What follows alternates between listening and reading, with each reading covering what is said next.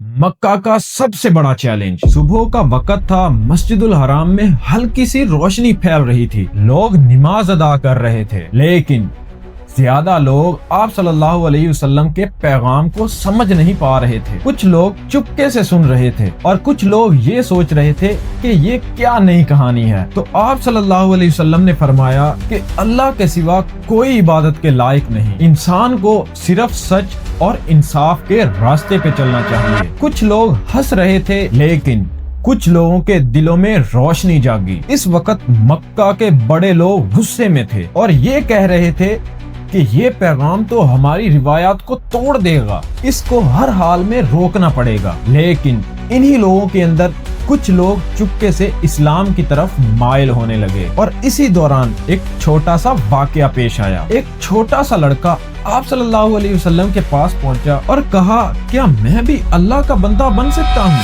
تو آپ صلی اللہ تعالی علیہ وسلم نے مسکرا کر فرمایا، ہاں کیوں نہیں، اگر تمہارے دل میں سچائی ہے تو کیوں نہیں، اللہ ہمیشہ تمہارے ساتھ ہے۔ یہ ایک چھوٹا سا مومنٹ تھا، لیکن اسلام آہستہ آہستہ لوگوں کے دلوں میں گھر کر رہا تھا۔ دن میں لوگوں میں تجسس اور ٹینشن دونوں تھا۔ کچھ لوگ سیکریٹلی پیغام کو سننے لگے اور کچھ لوگ اوپنلی اپوز کر رہے تھے۔ اسی دوران ایک اور واقعہ پیش آیا۔ ایک خاتون خاموشی سے آپ صلی اللہ علیہ وسلم کے پاس پہنچی اور بولی، کیا میں اپنی زندگی کو سنوار سکتی ہوں؟ کیا میں بھی اسلام کا حصہ بن سکتی ہوں؟ تو آپ صلی اللہ علیہ وسلم نے فرمایا، بالکل، کیوں نہیں، اللہ کے راستے پر آنا ہر انسان کا حق ہے۔ شام ہونے لگی اور لوگوں کے دلوں میں کنفیوژن اور ہوپ دونوں تھے۔ اسی ٹائم آپ صلی اللہ علیہ وسلم کے صبر کا امتحان شروع ہوا۔ کچھ لوگ سیکریٹلی بلیو کرنے لگے اور ان کے دلوں میں امید جاگنے لگی۔ رات کے پہر میں کچھ لوگ چپکے سے نماز ادا کر رہے تھے۔ پہلے لوگ آہستہ آہستہ اسلام کو جاننے لگے اور لوگ اسی ٹائم سمجھ گئے کہ اسلام ہماری زندگی بدل سکتا ہے۔ بس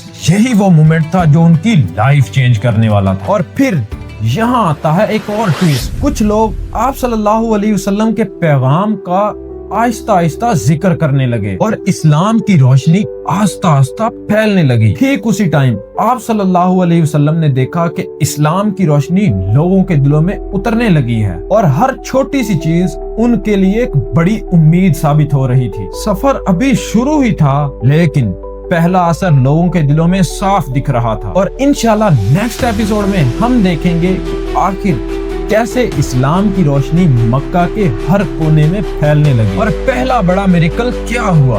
سبسکرائب